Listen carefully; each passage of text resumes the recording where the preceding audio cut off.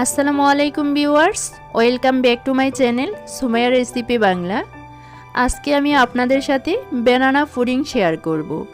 মাত্র 2টি কলা আর 2টি ডিম দিয়ে এই পুডিংটি তৈরি করে নিতে পারেন। অনেক সময় দেখা যায় যে বাচ্চারা ডিম, দুধ, কলা এগুলা খেতে চায় না। এইভাবে যদি পুডিং তৈরি করে দেওয়া যায় তাহলে কিন্তু বাচ্চারা খুবই মজা করে খাবে। আশা করছি আমার আজকের এই পুডিং রেসিপিটি আপনাদের কাছে ভালো লাগবে। রেসিপি ভালো লাগলে চ্যানেলটিকে সাবস্ক্রাইব করতে ভুলবেন না। তাহলে চলুন কথা না বাড়িয়ে আজকের রেসিপিটি শুরু করি।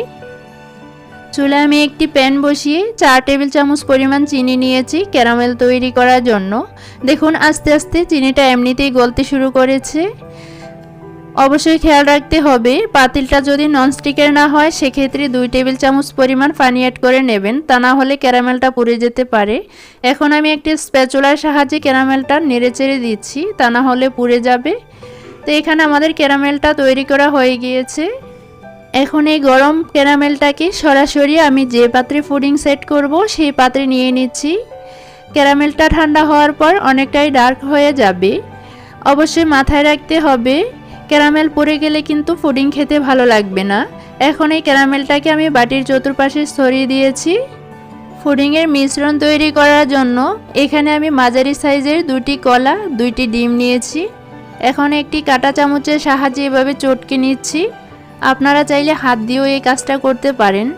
ডিম যদি ফ্রিজে থাকে সেক্ষেত্রে আধা ঘন্টা আগে ফ্রিজ থেকে নামিয়ে রুম টেম্পারেচারে এনে ডিম ব্যবহার করতে হবে।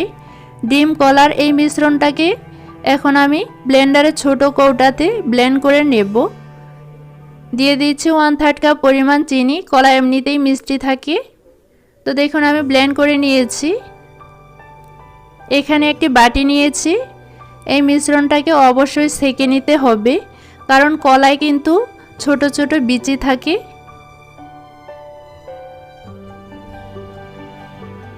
তো আমাদের সেঁকে নেওয়া হয়ে গিয়েছে। দিয়ে দিচ্ছি 1 টিস্পুন ভ্যানিলা এসেন্স। এখন একটি হুইস্কের সাহায্যে মিশিয়ে নিচ্ছি। এখানে আমি আগে থেকে 1 কাপ পরিমাণ দুধ জাল করে ঘন করে নিয়েছি।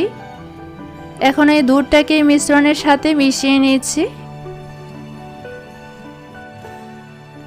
এদিকে আমাদের ক্যারামেলটাও অনেক সুন্দর করে সেট হয়ে গিয়েছে। আগে থেকে রেডি করা মিশ্রণটা আমি এখন বাটিতে ঢেলে নিচ্ছি। উপরে একটি ঢাকনা দিয়ে ঢেকে দিচ্ছি। আপনারা চাইলে ফয়েল পেপার দিয়েও মুড়িয়ে নিতে পারেন। চুলায় আমি একটি পাতিল বসিয়ে নিয়েছি।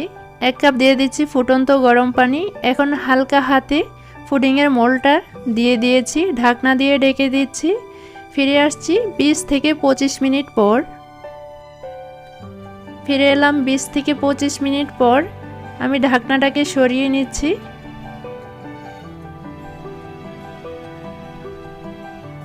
এখন একটি টুথপিক দিয়ে চেক করে নিচ্ছি। তো দেখুন টুথপিকটা একদম ক্লিন এসেছে। এদিকে আমি পুডিংটাকে 1 ঘন্টার জন্য নর্মাল ফ্রিজে রেখে ঠান্ডা করে নিয়েছি।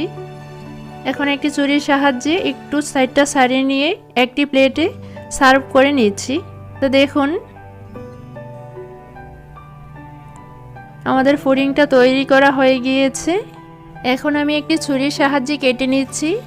কোনো রকম ঝামেলা ছাড়া যে কেউ এই ব্যানানা পুডিং রেসিপিটি ঝটপট তৈরি করে নিতে পারেন।